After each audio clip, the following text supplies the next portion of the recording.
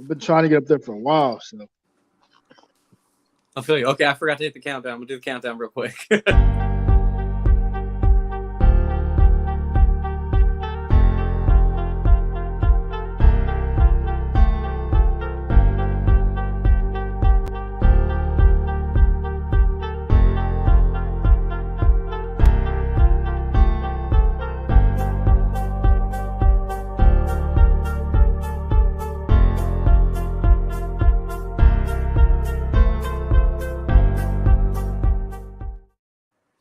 All right. Hello, hello, hello. My name is Jackson Black. This is the Jackson Black Show with my special guest tonight, Irvin. He is him, and that is Legend. All right, ladies and gentlemen. How you doing tonight, big man? doing good, man. How about yourself? Doing good, doing good. About to hit the gym and consume some chicken after this. So Very nice. Okay, okay. I know we tried this before, but I feel like we didn't have good success when I was a part of the TV show back. It was like a couple months ago or whatever it was. Yeah, with Gendrak, right? Yeah, kind of was whack. I don't know. Besides all that, so you're training people now. You got a little training thing going on. Yeah. We got a school in Wardorf, Maryland. It's like it's Charles County. Nobody really knows where the hell it is unless you're like Western Maryland. Right. Of course, the other school in Maryland is I think MCW, and I think there's another school. But we're a relatively new couple. We've been around for about a year and a half, and we just launched the school in November, so we're still very new. Oh yeah. Do you just like pick and choose students, or do they apply and you pick them, or how does that work? So the process is, we have a lot of inquiries, and myself, Mike Law, and Bill Bain are the instructors. Bill has a lot of W dates. I have a lot of W dates. Mike Law is everywhere. So we switched, we split classes and stuff. But we'll take anybody, but we prefer to, if you have at least 1 year of experience. I mean, we got no problem training you like when you're brand new, but it's a little easier if you have a little bit of experience. So we have some guys that are a year in. We got some guys who's never been in the ring. We got this one guy that's been around for like 2.5 years and he's trying to get into it. So it's a mix of different things. I'm trying to make my school different from all the other schools. We have the academies in the gymnasium, like for gymnasts and stuff. So I've been making my basic guys not use the wrestling ring. Like I'm making them do rolls and bumps without being in the ring first. Cause I keep telling them rolling around on the mat and rolling around the ring is a little different, and it's pretty similar. Like you have to know where you're at in the ring, because if you roll too much to the left or the right or too far out, you know what I'm saying? So I'm trying to get them a feel for the body control, especially on the rolls, because some of them are having a lot of trouble completing the roll and they're spiking themselves. So, and I've done that when I first started rolling. That shit sucks. So everybody's in a different level right now. I feel that. I've been doing those fucking rolls, those same rolls, for like 20 years, dude. Because like karate and like all these other outside things. So when I first got in the ring, I was like, oh, this ain't nothing.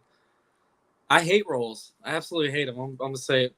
Well, they suck because like when you try to do it, I don't fuck up, but like it's more natural if I just do it if it's by accident. But if I'm intentionally trying to do a quarter roll or a front roll, I'll jam my neck like once or two times. Like if you don't roll perfectly off your dome, and it's like, damn, this shit sucks. Hey kids, it happens to everybody. Yeah. So let's jump into the meat. So what got you into professional wrestling as a kid? Like what was the match or the moment that made you be like, yep, I gotta do that shit? Honestly, I was going through a very rough path. I was in gangs. I was doing a lot. And my birth mom was a prostitute and a coke addict. So I was around a lot of drugs. I'm from Chicago, West Side, a very tough area. I don't know if you ever heard of West Garfield Park. All drugs, all gangs. I grew up around fighting. I grew up around like people acting like they were, portraying themselves to be, whatever. So I actually turned it on by accident, and I was like, yo, this is cool. They're fighting, they're hitting people with chairs. This is cool. But I'm like, nah, I'd rather go back to like trapping and doing what I was doing, because like at the time, the age I was trying to get money and stuff, and it ended up just being something I could go to get away from everything, all the bad shit I was dealing with as a kid, whether it be like bullying or the street life or just feeling like I don't belong. I don't know if that makes sense, but there was No, times where I felt totally. I didn't belong where I was at. I didn't fit in, and wrestling ended up making me more comfortable with myself. And I was like, well, some kids do Yu-Gi-Oh, some kids skateboard, whatever. Back in those days, me, I like to watch wrestling. That was my peace. That was my solitude. That was the one thing I had that made me forget about how rough my life actually was.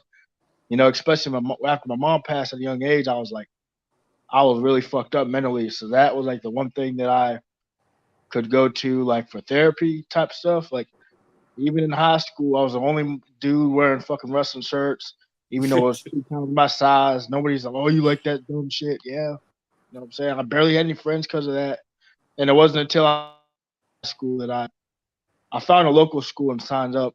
And at the time, I was like 150 pounds. So when I ran through the ropes, I ran through the ropes because I had no body mass. Like I was super skinny.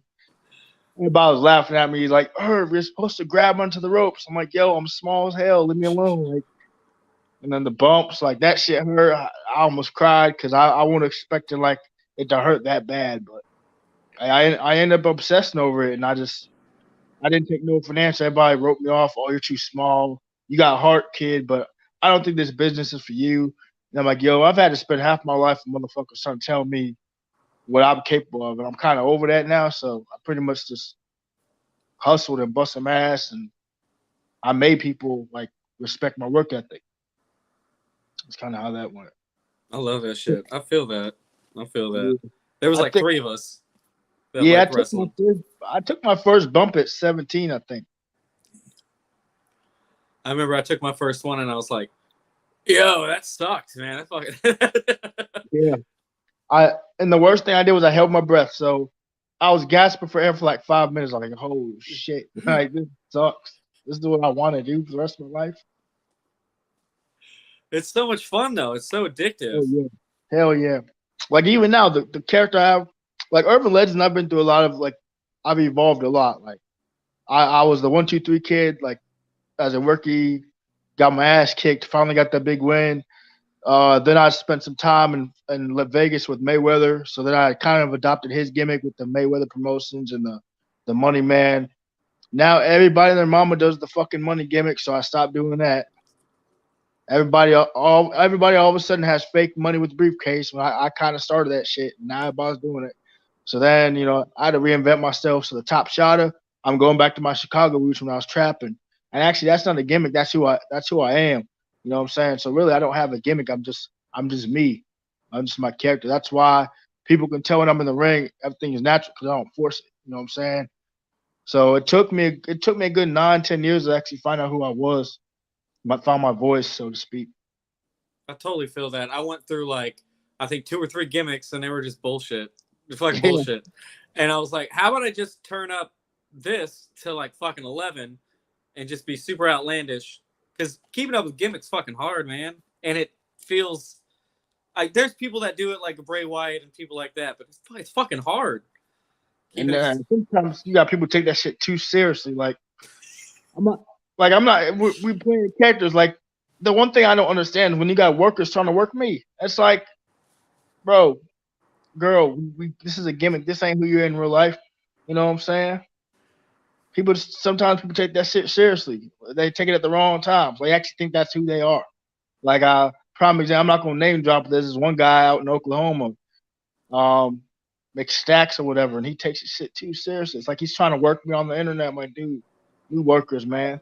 Like the one thing I hate is when I can cut a promo, but I hate when they're trying to sell something and you go back and forth with someone on social media because we're supposed to be superstars. We're supposed to be busy. We're supposed to be the fans are coming to see us. So if we act like I hate using the word mark, but if we act like a fan going back and forth with another worker, it kind of makes us kill our own shit because it's making it look like we got nothing to do but to sit on the computer and go back and forth when you could be training. Like you can say one or two things back and forth and then leave it at that. You got people doing a whole paragraph, fucking whole page full of bullshit. It's like you lost me already. I'm not invested in no shit no more. Or those dudes that do typed out promos instead of cutting them live. Or, Or you got the infamous bathroom or car promos. Like, Oh, I take hate some car time, promos. you take some time, spend some money, and get your promo like professionally done. Like, I have a media team, so when I do my promos, I pay 150 a pop, and I cut it, and then I let them edit it, and then I send it to the promoter. But somebody got, oh, I'm gonna take a shit. Let me do a promo. Oh, I'm gonna drive to Walmart. Let me take a promo and hope it sells. This shit's people just don't put effort in their shit no more, and they wonder why they can't draw nothing. Fucking totally agree on that. I hate that shit. Ugh. There's a lot of them. There's a lot of those dudes out there that cut promos in the cars, and I make a point to say it like every episode of the show. I was like, if you're cutting car promos, unless you're Brian Pillman going to Stone Cold Steve Austin's house, the fuck are you doing? Like, It could be done. It could be done the right way. Like, if I'm doing a car promo, I'm not gonna cut it when I'm driving. First of all, I'm gonna park somewhere, put halfway decent clothes on, get out my car, and cut a promo, maybe, and then cut it to where I'm in somewhere appealing. You don't want to cut that shit while you're driving. First of all, you're driving with the phone. You could be hit something. The cop could be right there. It's like there's so many things that can go wrong. totally agree. Totally agree on that. So here's a little off one. What's the funniest? What's been your funniest in ring like situation you've gotten yourself into? The funniest situation I've ever got myself into. I don't know if it's funny. It's kind of disgusting. I was in Tennessee for Mountain Championship. This is years ago. Like when I was my second year in, and I was just now getting bookings outside of VA. I was fucking 21, 22, young buck. I guess in the part of Tennessee I was in, they don't see a lot of black wrestlers. So Oh, no. you had all the older gilf ladies like cougar hunting and shit. Man, so I went to a bar after the show, and two of the not girls, two of the grown ass ladies in like 60 were at the bar with me. He's like, hey, we've never seen. It's been a while since we've had a chocolate wrestler in Tennessee. Can you take a picture with us? So I took a picture with us, and then they're like, what are you doing now? I said, I'm about to have some nightcaps and go back to my room. She's like, can we come? She's like, no. Like that was awkward. I know how this shit ends. Y'all ain't gonna get me. I've I've had a lot of crazy shit. I've had fans check into my hotel that I was staying at. Like I had this one girl lie about being my wife. I got no kids and no wife. I'm not married. She went to the Marriott to check in, and the dumbass at the front desk gave her a room key to my room because she thought that the girl. It was like something out of. Have you ever seen Obsessed with Beyonce? Yeah, with Yeah. Beyonce. It was just like that. As soon as I got to the ring, my room, she was sitting in my bed. I was like, "Did you get in the wrong room?" And my mom was like, "No, I just told the girl at the front that I'm your wife, and they gave me an extra key." The fuck? I had to check out. Oh. I was gonna sue, but I'm like, nah, I don't feel like doing that shit because she went to that extent to like hang out with me outside of the show. But I've had some crazy shit. I said I had fans show up at my house, hide in my bushes. How'd you? Oh, I followed you for like 10 blocks. I'm like, what the fuck? Like wrestling fans, I'm not gonna say they're the worst, but they're some creepy ass motherfuckers sometimes. Yeah. I totally agree on that. You get those dudes that'll be like, hey, send me some used gear. Oh, I don't want. I still get messages from that. I had this one guy on my Facebook the other day. He's like, "Hey, can you send me a pair of your trunks unwashed so I can wear it when I like me and my wife get down?" I'm like, "No, my gear is expensive, and that's weird as hell." Like wrestling fans are crazy, yo. I But 100% agree. it's the business. There's nothing surprises me anymore. I've had unsolicited pics from both guys and girls. I've had couples try to do some swinging shit.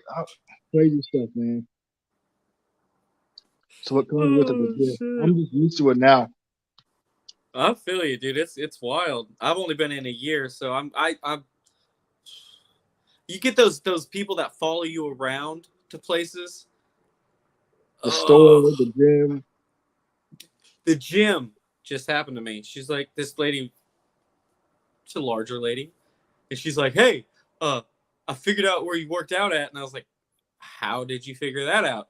well, I looked at your Facebook and I was like, you said you were at the gym. So now I don't post shit from the gym at all because I don't know what you're finding me. That shit's crazy. God.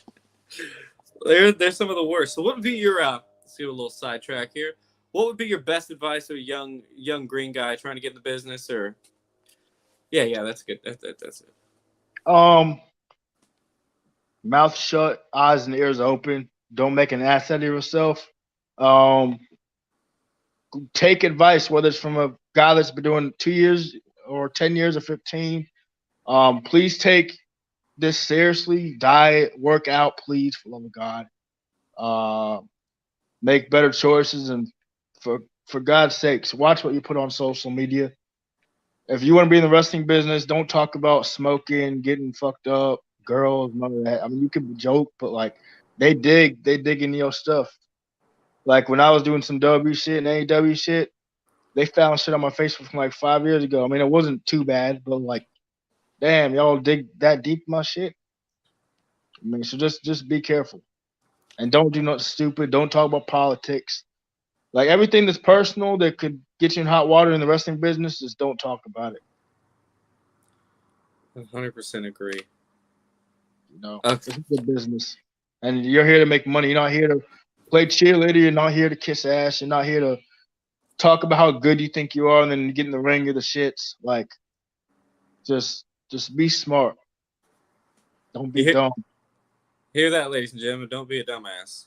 Don't be a dumbass. So Because you might be paying it for the next 2 months or 2 years of your career. You might pay for it for your, it might fall your whole career. It's really up to you. So what's been your favorite match all time that you've had? Oh shit. That's 9 years of work. Oh man. Shit.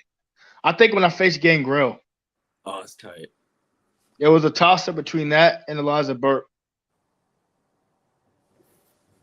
Gangrel, dude, that dude's still stacked. He's still stout. Oh dude, he surprised the hell out of me. I thought I was gonna have an easy night. We wrestled for about 15. That dude can go, man. Like I was like, holy shit. Move around like he's 20, 24. Those dudes were He's one of the most professional people I've ever shared the ring with, and I really hope I get to work him, one more time. I still owe him. I still owe him for that impaler he gave me. I ain't forgot that. Did you get misted? Did you get the blood mist? Yeah, I got blood. I feel like I got violated. I was like, damn, this is crazy. I couldn't see, spat shit in my face, and playing with the DDT. I felt like a dumbass because I came up with it with the garlic and the crucifix and something else. And I'm like, Irvin, you dumb motherfucker. He sells garlic infused hot sauce. I'm like, so garlic's not gonna phase him, but he had to sell it to where like he didn't like it. But we were laughing like he made me break kayfabe because I was like, oh shit. I was like, I forgot you sell hot sauce. He's like, all right, brother, move to the crucifix. I was like, all right. So I tossed the garlic clove out. I was like, oh, look at this shit. He gonna get. And then he has a fucking crucifix tattoo. I'm like, damn, I should have thought this through. I was watching too much Buffy the Vampire. I should have thought this. Then I had holy water. I mean, it was a Deer Park water, and I got a marker and said holy water, and he drank. I'm like, damn, he just shitted on my shit. Oh shit! But it was we turned it comical for like 5 minutes before we started doing spots. But that was kind of funny because it made me look like a dumbass because I was playing the chicken shit heel, and I was doing whatever I could to get away from him, and everything that I threw his way, he just shrugged off, and then I got my ass kicked. It was a fun time. Oh, had a lot of those. I had one with Chase Stevens, and we were outside. We were outside the ring, and he's like, "Hey, kid, suplex." And I was like, "Fuck, I'm wearing wrestling shoes, dude. This is gonna hurt really, really bad." So he suplexes me. Of course, my feet get hurt immediately. He looks over me, and he's like, "Are you dead?" Nah, I'm fucking good. That's one guy that man, I don't want to sound like a fucking broken record, but everybody has a list. That's one guy that I really want to face before I'm done. Like, I mean, I'm not gonna be done for years, but like, I got a lot of people I want to face, and Chase is one of them. So light, dude. Like, Good dude. he's crazy. You got to catch him on a good night, though. You got to catch him on a good night. But good dude. So how is it like being on the other side of it, training people now, as opposed to like when you first started out getting trained? Must be crazy. It's still surreal to me because, like, on my end, I feel like I'm not qualified. I'm still perfecting my. I mean, you're never gonna stop perfecting your craft, but I'm just surprised that they put so much faith in my ability. I've been very fortunate to be backed up by some of the top names in the industry, in every industry, like whether it be AEW, WWE, New Japan, Impact. I got friends in every company, and the fact that they gave me, a stamp of approval, I mean, that means more to me than a lot of shit, because that's just a respect thing. Because I guess they respect how hard I work, where I came from, how serious I take my profession. I wake up and go to bed thinking about wrestling. I don't think about how much money I'm making. I don't think about women. I don't think about what I'm doing tomorrow. I think about how can I make myself a better athlete, a better professional. That's all I think about every day. I even told my sister today, I said, if it comes down to me being WWE or me taking that $30 an hour job, I'm choosing WWE. I'm moving to Florida. If NXT gives me a deal, or if WWE wants to, because I've already had extra work for them a few times. If they decide to shoot me an email and say, hey, come down to Florida for some tapings, I'm going to Florida for a while. I feel that. You got to take that chance. You got to. You're not going to – you be very lucky staying in one state and get picked up. You got to at least find a triangle. And I said triangle, like if you live in Virginia like me, find your 3 or 4 states you want to stay at and stick with it. I mean, it's cool if you want to go to the other states, but at least have 4 or 5 states you can work, or 3 or 4, whatever. That's what I would do. It's good advice. It's good advice, my friend. Let's see what else I got here. Okay, so what has been the worst match that you've ever had? I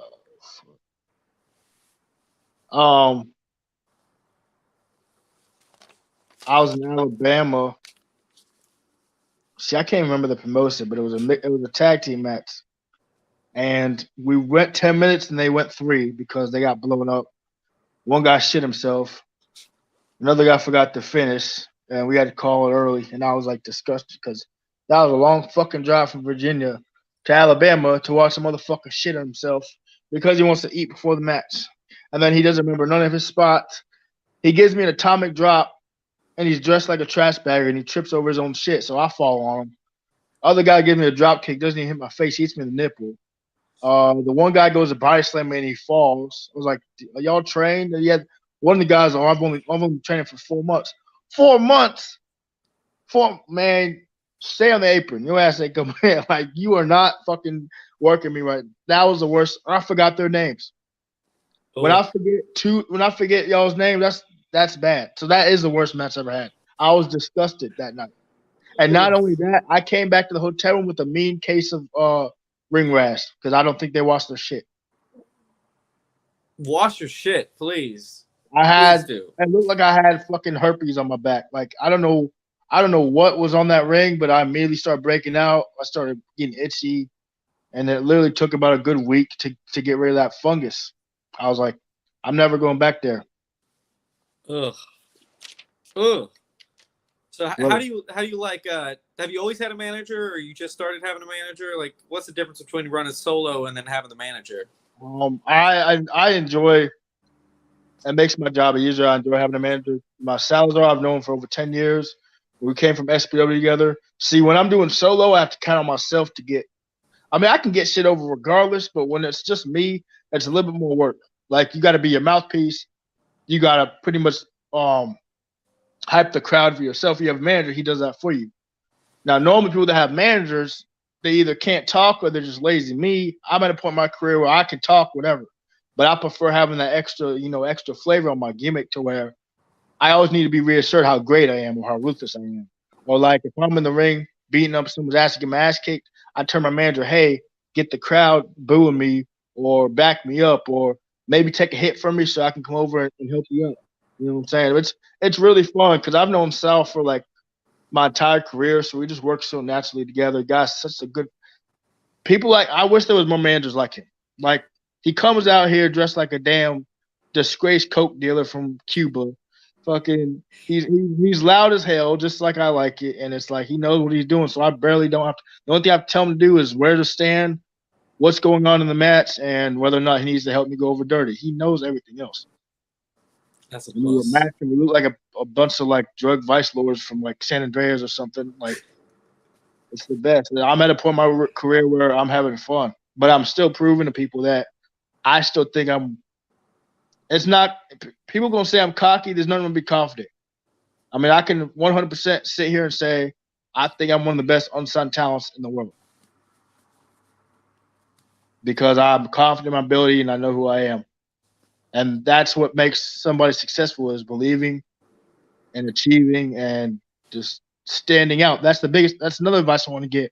If you want to be taken seriously, you have to stand out, whether it be your wrestling style, your promos, your look, something. You got to have something to put you because there's thousands of us out here, and it's really hard to like break from that pack. You know what I'm saying?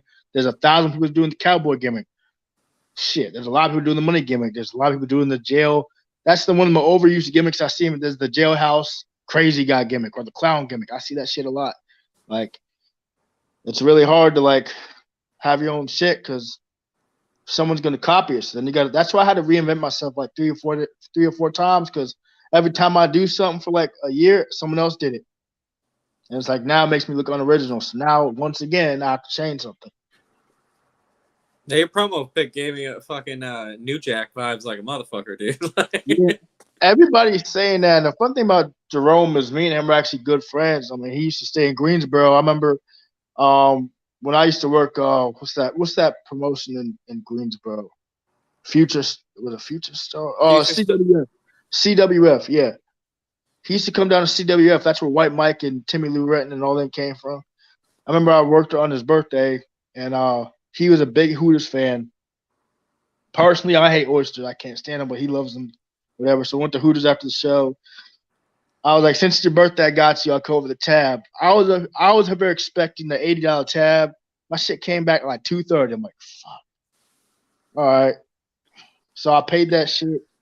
He's like, yo, look, Irv. Like we were shooting this shit. Like, look, bro, when I get drunk and I got oysters in my body, I'm fucking Hulk Hogan, man. I was like, he was tripping. I'm like, Jack, you I said, Jack, your ass is tweaking right now. But he's like, you know, you remind me so much of myself, like the way you carry yourself and all that. So that's why I kind of pay homage to him. Not like I'm not ripping him off, but the whole like bandana chain thing, I'm kind of paying homage to him, but I'm doing it my own way.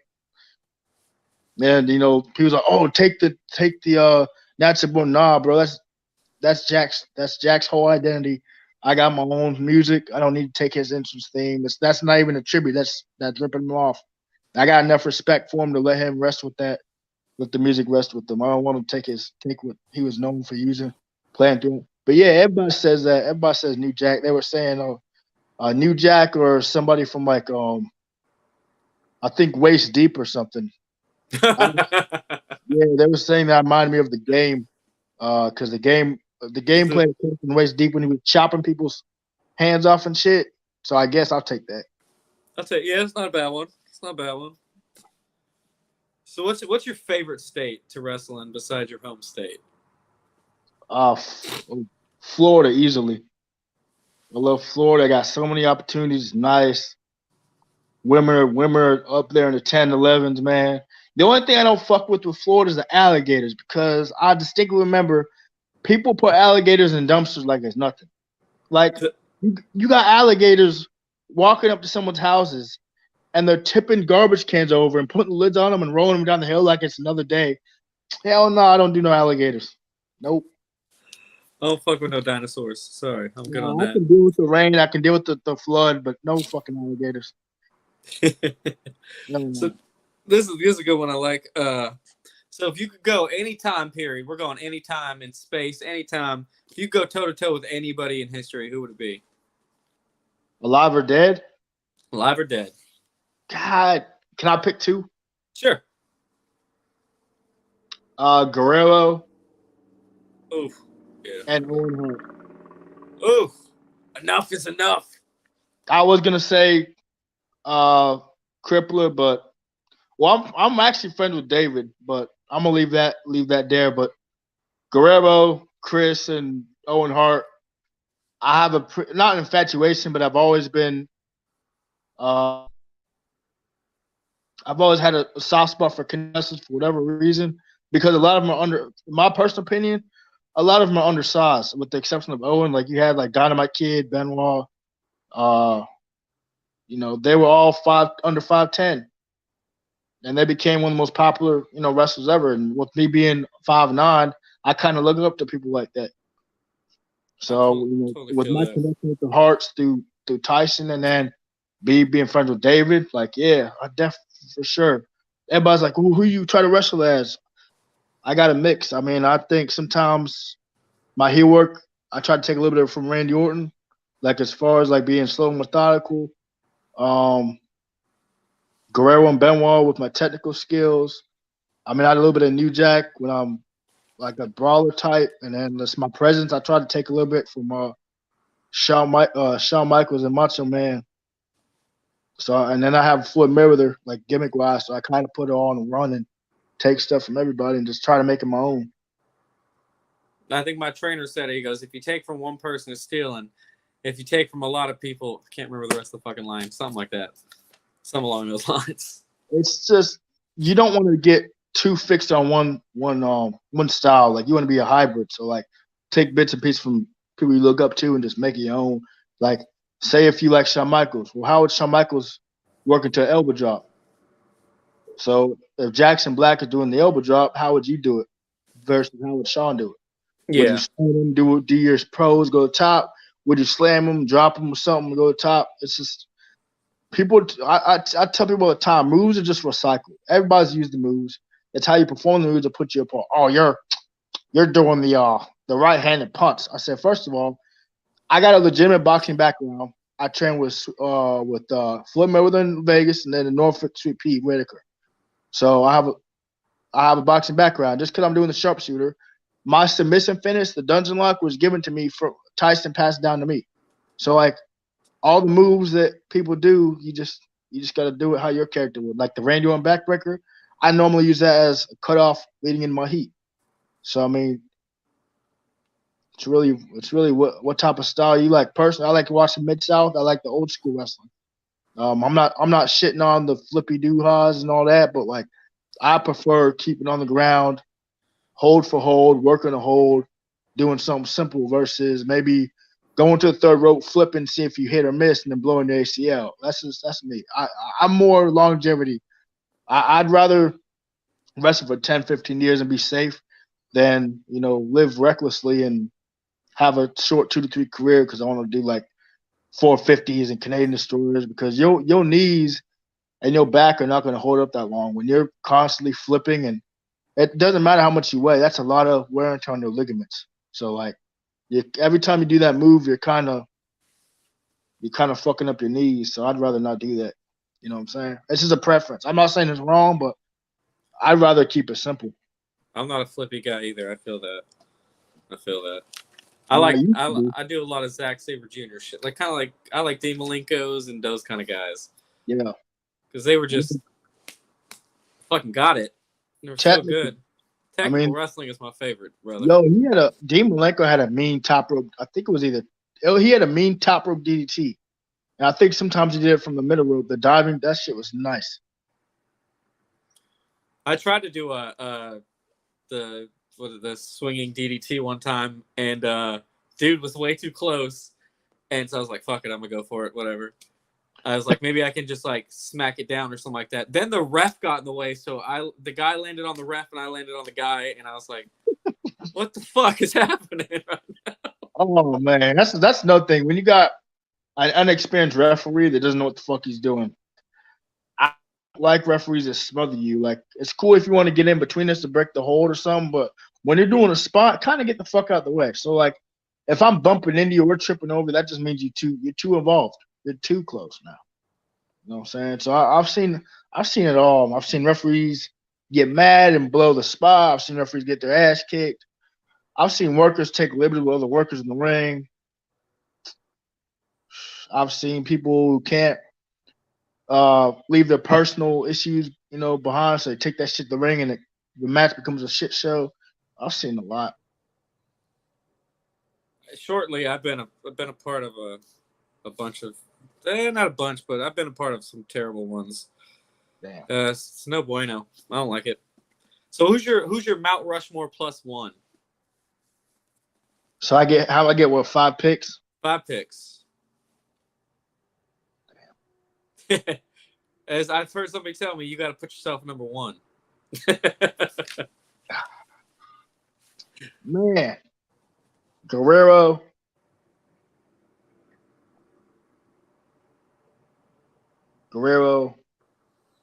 Flair.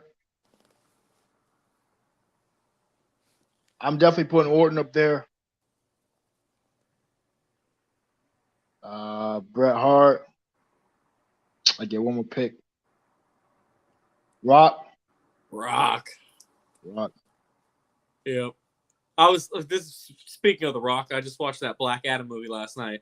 And and they had young Rock in there with The Rock. They were like face to face, and I was like, "Hey, that's like, what was that? That was like Florida Rock when he was at the U, like in that show." I was like, "That's pretty cool.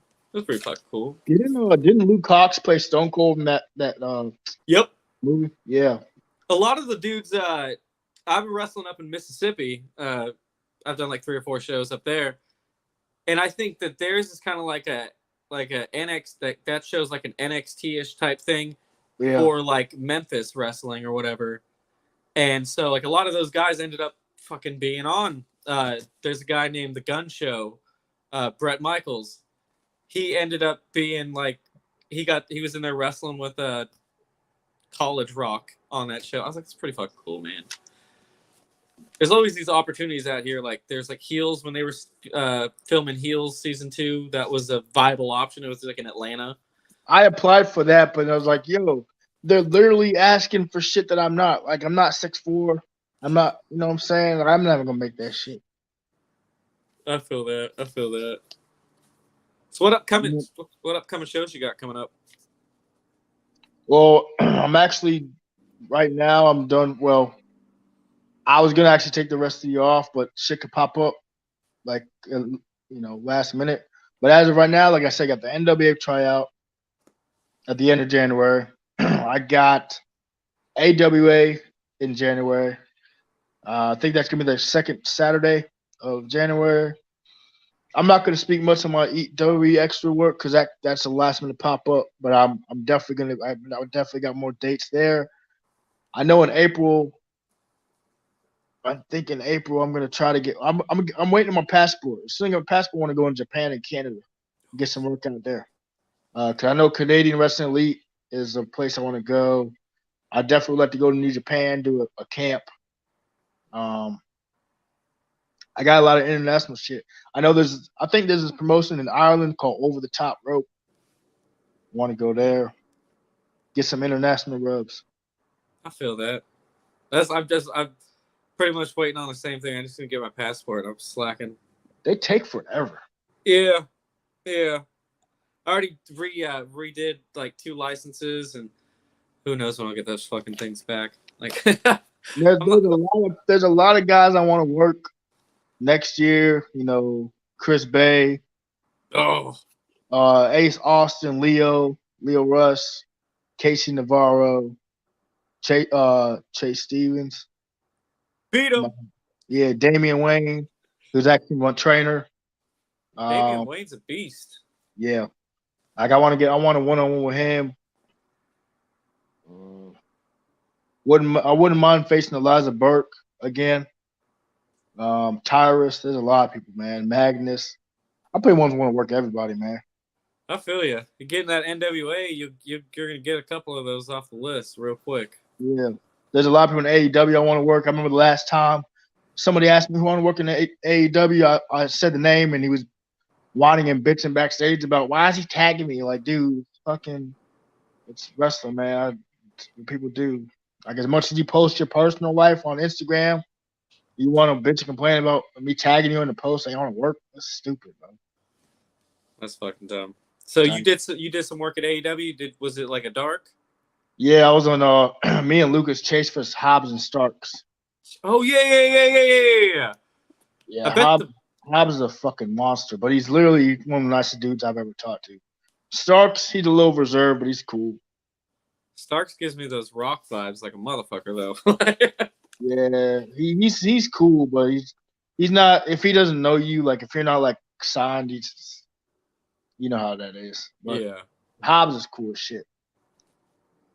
Did you get to meet any of those? They got a lot of legends backstage, like they got Carino, they got Malenko, Arn. I met Malenko, I met Arn, I met Big Show, Mark, Jericho, Tony Khan.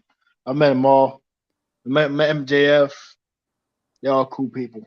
Cause I didn't come there. I didn't come there like a dick. I was just like had my gear on, was talking and that. They treated me like I already worked there.